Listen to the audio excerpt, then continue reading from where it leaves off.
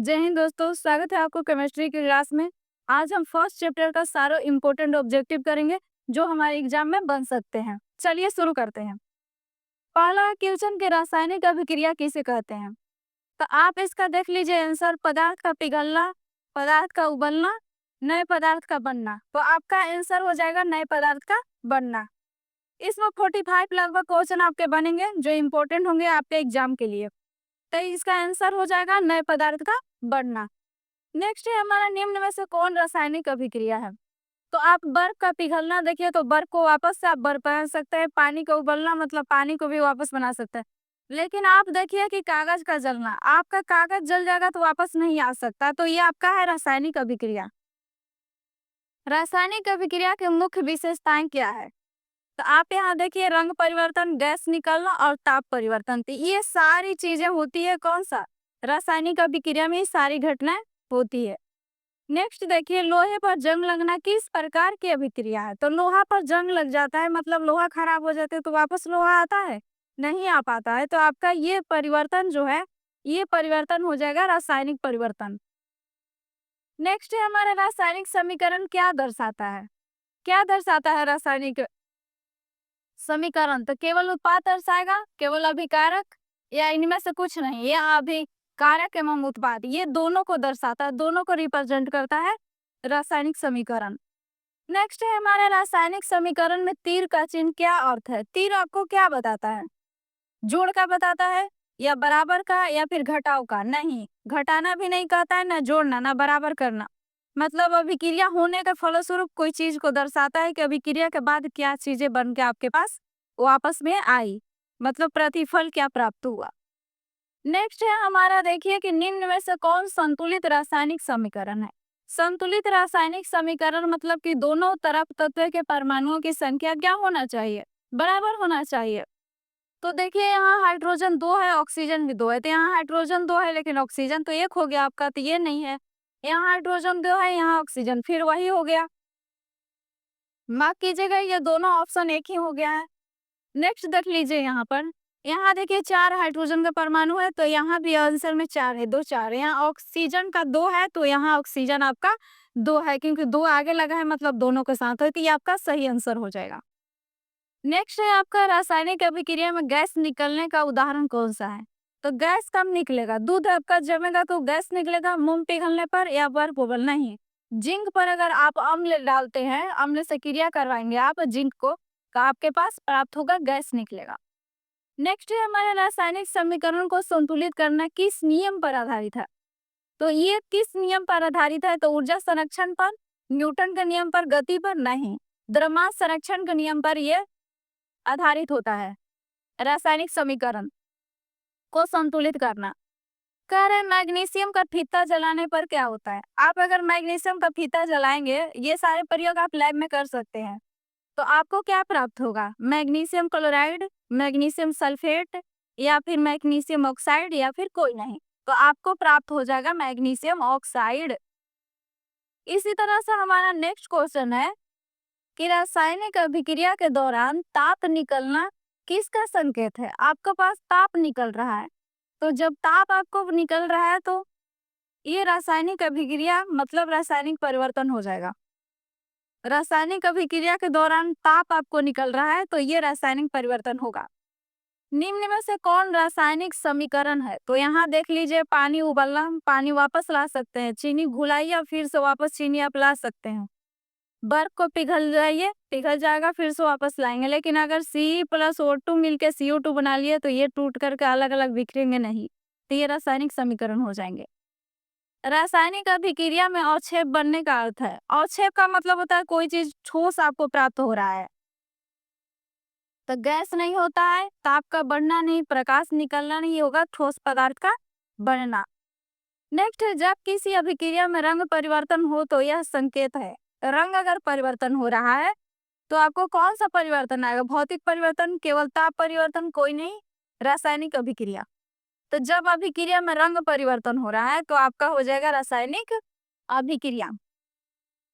इसी तरह से नेक्स्ट है हमारा, जब 2 या 2 से अधिक पदार्थ मिलकर, यहाँ ध्यान दीजिएगा ऑब्जेक्टिव में एक और ध्यान आपको देना है कि आपको यहाँ क्वेश्चन को ध्यान से पढ़ना है, तभी क्वेश्चन का सारा आंसर आप सही सही दे सकते हैं।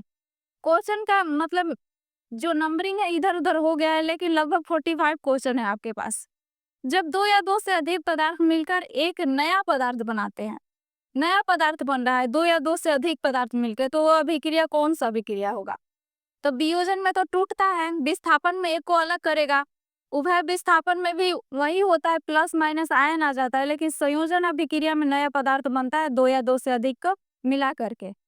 नेक्स्ट है, निम्न में से कौन संयोजन अभिक्रिया का उदाहरण है? तो मिलाइए कि संयोग करके कौन सा बन रहा है। देखिए यहाँ वियोग हो रहा है, टूट रहा है, यहाँ विस्थापन कर रहा है, यहाँ पर देखिए अलग अलग चीजें बना रही है, लेकिन यहाँ देखिए दोनों मर्ज होकर के एक नया पदार्थ बना रही, तो ये आपका हो जाएगा संयोजन अभिक्रिया। जिस अभिक्रिया में एक यौगिक टूटकर दो या दो से अधिक पदार्थ में बनते हैं, तो टूट रहा है, तो आपको भी पता है कि जब टूटेगा तो क्या होगा? संयोजन नहीं हो जाएगा, उभय विस्थापन भी नहीं होगा, संश्लेषण नहीं होगा, आपका हो जाएगा वियोजन अभिक्रिया, मतलब अलग अलग हो रहे हैं टूटकर। निम्न में से कौन वियोजन अभिक्रिया है? तो आप यहाँ ध्यान से देखिए कि वियोजन अभिक्रिया कौन कौन कहाँ है आपका अलग हो रहा हो, जिसमें ये देखिए संयोजन हो रहा है, तो देखिए यहाँ पर ये आपका वियोजन हो रहा है, CaCO3 टूट करके CaO प्लस CO2 में कन्वर्ट हो रहा है, बदल रहा है। नेक्स्ट है आपका क्वेश्चन, एकल विस्थापन अभिक्रिया क्या होता है? तो एकल विस्थापन अभिक्रिया में एक यौगिक टूटते हैं, दो यौगिक टूटेंगे नहीं, गैस बनेगी, अवक्षेप बनेगा नहीं, तो इसमें एक तत्व दूसरे तत्व को क्या कर देते हैं? विस्थापित कर देते हैं, हटा देते हैं। निम्न में से कौन एकल विस्थापन अभिक्रिया है? तो देखिए कि कहाँ अलग हो रहा है कोई चीज, एक एक उसमें से तत्व अलग होता हुआ, तो यहाँ देख लीजिए H2 अलग हो रहा है, नहीं, एक तत्व अलग नहीं हो रहा है, यहाँ देखिए Cu अलग हो रहा है, ZnSO4 ZnSO4 के साथ मर्ज होकर कॉपर को अलग अलग कर दिया, तो यही हो जाएगा आपका एकल विस्थापन। उभय विस्थापन अभिक्रिया में क्या होता है? उभय विस्थापन, तो उभय विस्थापन अभिक्रिया में एक तत्व हटता है, केवल गैस बनती है, या दो यौगिक अपने आयनों का आदान प्रदान करते हैं, तो ये हो जाता है आपका उभय विस्थापन में दो यौगिक अपने आयनों का आदान प्रदान करते हैं। नेक्स्ट है, निम्न में से कौन उभय विस्थापन अभिक्रिया है? तो आपका जो पहला आंसर इसमें दिख रहा है ना, यही आपका उभय विस्थापन अभिक्रिया है। देखिए यहाँ से ZnSO4 के साथ मर्ज हो गया, हाइड्रोजन को क्या कर दिया? बाहर कर दिया, तो ये आपका हो जाएगा उभय विस्थापन अभिक्रिया। नेक्स्ट है आपका क्वेश्चन, AgNO3 प्लस में NaCl बराबर बन रहा है AgCl NO3 अभिक्रिया में सफेद अवक्षेप, तो किसका सफेद अवक्षेप आपको प्राप्त होगा? तो AgCl आपके पास जो है ना, इसी का सफेद अवक्षेप आपको प्राप्त हो जाएगा AgCl। ये जो देख रहे हैं ना सोडियम नाइट्रेट जो बन रहा है, ये लिक्विड अवस्था में ही रहता है, ये नीचे बैठ जाता है रिएक्शन के बाद, उष्मा देने पर होने वाली वियोजन अभिक्रिया कहलाती है। उष्मा अगर आप दे रहे हैं तो वियोजन अभिक्रिया हो रही है, तो उष्मा के साथ आपको रिएक्शन हो रहा है तो तापीय अपघटन होगा, क्योंकि वियोजन हो रहा है तो अपघटन ही होगा, अलग अलग टूटेगा। उष्मा देने पर हो रहा है तो तापीय हो जाएगा। AgCl देखिए टूट करके अभिक्रिया किस प्रकार का होगा? तो इस संयोग तो होगा नहीं, प्रकाशीय अपघटन, तो इसमें रासायनिक हो रहा है, विस्थापन तो हो नहीं रहा है, उभय विस्थापन भी नहीं होगा, तो प्रकाशीय अपघटन होगा, क्योंकि यहाँ लाइट नहीं दिया हुआ है, लेकिन प्रकाश की उपस्थिति में ही ये टूट करके दोनों अलग अलग हो रहे हैं, तो प्रकाश के अपघटन अभिक्रिया होगा। टूट रहा है तो अपघटन होगा, तो यहाँ अपघटन आपको यहाँ भी देखिएगा तो आंसर पता चल जाता। निम्न में से कौन सी अभिक्रिया गैस निकलती है? देखिए गैस कहाँ कहाँ बन रहा है, H2 गैस है नहीं, H2 गैस नहीं, यहाँ देखिए H2 गैस बन रहा है, तो आप इससे आंसर कर सकते हैं कि हाइड्रोजन यहाँ निकल रहा है। नेक्स्ट आपका क्वेश्चन है, जिस अभिक्रिया में अघुलनशील ठोस पदार्थ बनते हैं उसे कहते हैं। अघुलनशील ठोस पदार्थ बन रहा है, ठोस पदार्थ मतलब आपका अवक्षेप प्राप्त होगा, तो ये हो जाएगा ऑप्शन में से आपका आंसर हो जाएगा अवक्षेपन अभिक्रिया। AgNO3 प्लस NaCl देखिए बनने के बाद तो सफेद अवक्षेप प्राप्त होगा, तो क्वेश्चन रिपीट हो गया, सॉरी इसके लिए, तो आपको अवक्षेप प्राप्त होगा AgCl का। कार्य अम्ल और क्षार के अभिक्रिया से नमक एवं जल बनता है। जहाँ नमक एवं जल आपका प्राप्त होगा वहाँ जस्ट याद रखिएगा, एकदम रट जाइएगा कि उदासीनीकरण अभिक्रिया होगा। उदासीनीकरण में ही अम्ल और क्षार रिएक्शन करके नमक और जल बनाते हैं। निम्न में से कौन उदासीनीकरण अभिक्रिया है? तो आप पकड़िए कि नमक कहाँ बन रहा है, तो NaCl आपका देखिए यहाँ बन रहा है और उसके साथ जल निकल रहा है, जल बन रहा है, तो ये आपका आंसर हो जाएगा। इसी तरह से आपका नेक्स्ट है निम्न में से कौन है उदासीनीकरण अभिक्रिया है? तो आप देखिए यहाँ पर क्वेश्चन रिपीट हो गया है 4, तो आप लगाइए और आगे बढ़ जाइए। सूर्य के प्रकाश की उपस्थिति में होने वाली अभिक्रिया कहलाती है। सूर्य के प्रकाश की उपस्थिति में सनलाइट आपको जरूरी है, तो प्रकाश रासायनिक अभिक्रिया होगा क्योंकि आपको सनलाइट जरूरी है। कह रहे एजीसीएल, देखिए यहाँ टूट कर अभिक्रिया किसका उदाहरण है? ये देखिए टूट के अलग हो रहा है, तो प्रकाश रासायनिक अभिक्रिया इसमें आएगा। कोई कोई क्वेश्चन रिपीट हो गया है, इसके लिए सॉरी, लेकिन सारे क्वेश्चन आपके लिए बहुत ज्यादा इंपॉर्टेंट है एग्जाम के लिए। किसी पदार्थ में ऑक्सीजन का जुड़ना कहलाता है। आप ऑक्सीजन को किसी के साथ मर्ज कर रहे हैं, ऐड कर रहे हैं, वो ऑक्सीजन को ऑब्जर्व कर रहा है, तो आपका होगा ऑक्सीजन ऑक्सीकरण अभिक्रिया। किसी पदार्थ से ऑक्सीजन का हटना, ऑक्सीजन निकल रहा है तो उसका अवकरण होगा। जैसे निकलेगा तो अवकरण होगा, लेकिन अगर मर्ज हो रहा है तो ऑक्सीकरण होगा। नेक्स्ट आपका क्वेश्चन है Cu प्लस H2। देखिए रिएक्शन होकर Cu प्लस H2 बन रहा है, तो Cu का क्या हो रहा है? यहाँ इसका पूछ रहा है कि Cu को क्या हो रहा है। तो ये देखिए ऑक्सीजन इसमें से यहाँ ऑक्सीजन था, यहाँ हट गया, तो हट गया तो इसका क्या होगा? अवकरण होगा, निकल गया। निम्न में से कौन ऑक्सीकरण अभिक्रिया है? ऑक्सीकरण अभिक्रिया छाटिए किसके साथ ऑक्सीजन मर्ज हो रहा है, उसके साथ आके ऐड हो रहा है ऑक्सीजन। देखिए यहाँ पर रिएक्शन, सारे ऑप्शन को ध्यान से देख लीजिए। देखने के बाद देखिए यहाँ पर यहाँ Mg+O2 मर्ज हो गया इसके साथ MgO, तो ये आपका हो जाएगा ऑक्सीकरण अभिक्रिया। ऑक्सीकरण एवं अवकरण की अभिक्रियाएं साथ साथ होने पर उसे कहते हैं। अगर रिएक्शन साथ साथ हो रही है ऑक्सीजन, तो उसको उस अभिक्रिया का आप रेडॉक्स अभिक्रिया नाम दे दीजिए। यही इंपॉर्टेंट होता है, एग्जाम में पूछता भी है। निम्न में से कौन सा रेडॉक्स अभिक्रिया का उदाहरण है? तो आप यहाँ देख लीजिए Zn+COS ये आपका जो दिख रहा है ना, यही आपका रेडॉक्स अभिक्रिया का उदाहरण है। नेक्स्ट है आपका लोहे पर जंग लगना किसका उदाहरण है? अगर लोहा आपके घर में पड़ा है, उस पर जंग लग गया, तो आप किस तरह का रिएक्शन होगा? तो आप भी जानते हैं कि जल और हवा दोनों का होना जरूरी है अगर जंग लग रहा है तो यहाँ पर ही देख लीजिए आपका ऑक्सीजन मर्ज हो रहा है, हवा मतलब ऑक्सीजन मर्ज हो रहा है उसके साथ, आपका हो जाएगा ऑक्सीकरण रिएक्शन, क्योंकि लोहा पर जंग लग रहा है। तो कह रहा है भोजन में वसा एवं तेल के खराब होने की प्रक्रिया कहलाती है। अगर आपके घर में जो खाना है में वसा और तेल हम डालते ही है खाना बनाने में, अगर वो खराब होकर गंध देने लगी है खाना आपका, तो विकृत गंधित कहते हैं, गंधिता कहते हैं, मतलब खाना हमारा बासी हो गया, खराब हो गया। विकृत विकृत गंधिता से बचने के लिए खाद्य पदार्थों में क्या मिलाया जाता है? आप उसमें क्या मर्ज कर देंगे जिससे आपका खाद्य पदार्थ खराब ना हो, तो उसको बोलते हैं प्रतिऑक्सीकारक। ये यहाँ पर मिला देते हैं। जैसे अचार को खराब होने के लिए, खराब होने से बचाने के लिए सिरका में रखते हैं, इसी तरह से आप खाना को फ्रिज में पैक कर देते हैं ताकि हमारी खाना खराब ना हो, तो वही प्रतिऑक्सीकारक बोलते हैं जो उसमें मिलाते हैं खराब होने से बचाने के लिए।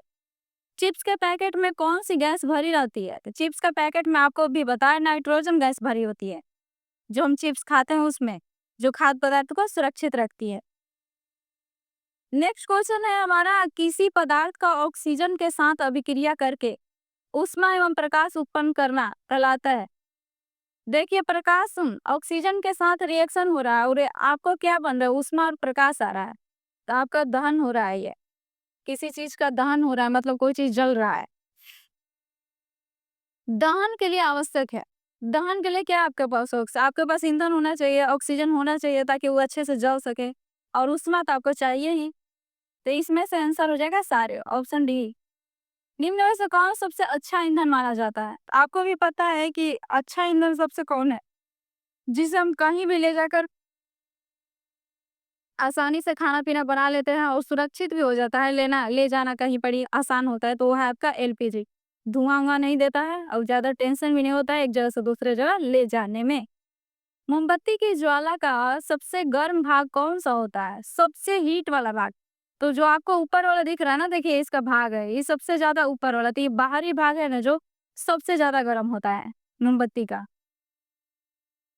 इसी तरह से आपका नेक्स्ट क्वेश्चन है ज्वाला का पीला, ज्वाला का पीला भाग किस कारण चमकता है? जो पीला वाला हिस्सा है, देखिए ये बाहर वाला हिस्सा किस कारण से चमकता है? तो इससे पता चलता है कि कार्बन का जो मोम है ना, पूरी तरह से जल नहीं रहा है, उड़ रहा है, इसीलिए वो पीला दिखाई देता है, चमक। अर्ध जले कार्बन कण, उसमें जो मोम में काला कार्बन का अंश होता है ना, वो मतलब पूरी तरह जलता नहीं, ऐसे उड़ने लगता है, तो उसे अर्ध जला कार्बन कार्बन कण होता है, जिससे पीला ज्वाला दिखाई देता है आपको। कह रहा है कि नीली ज्वाला। नीली ज्वाला किसका संकेत है? नीला। अगर आप घर में गैस पर खाना बना रहे हैं, आपको पूरी तरह से अच्छा से खाना बन रहा है, नीचे से गैस पूरा अच्छा तरह से जल रहा है, ऑक्सीजन पूरी तरह अवेलेबल है, तो आप देखिएगा कि नीला प्रकाश उत्पन्न होता है। वहाँ नीला जब जलेगा तो नीला दिखाई देता है। मतलब कि पूर्ण दहन हो रहा है। जो आपके पास ईंधन है ना, आप जला रहे हैं, तो उसका पूर्ण दहन हो रहा है, इसलिए वह नीला जल रहा है। अगर पीला जलेगा तो पूर्ण दहन नहीं हो रहा है। संक्षारण से बचाने के लिए लोहे पर जिंक की परत चढ़ाने की प्रक्रिया कहलाती है। अगर संक्षारण है मतलब कोई चीज खराब हो रहा है, आपका कोई भी धातु, उस पे अगर आप परत चढ़ा रहे हैं जिंक का, तो उसको प्रोसेस को हम बोलते हैं गैल्वेनीकरण। गैल्वेनीकरण। निम्न में से कौन सा संक्षारण का उदाहरण है? संक्षारण तो देखिए, दूध का उबलना, पानी के जमना, या नमक घुलना। नहीं, ये संक्षारण नहीं हो रहा है। लोहे पर जंग लगना। लोहा पर एक बार जंग लग जाता है तो उसे खराब कर देता है, वापस नया लोहा नहीं आ पाता है। Thank you so much watching this video. I hope कि वीडियो आपको पसंद आया होगा, तो लाइक शेयर एंड चैनल को सब्सक्राइब करना मत भूलिएगा।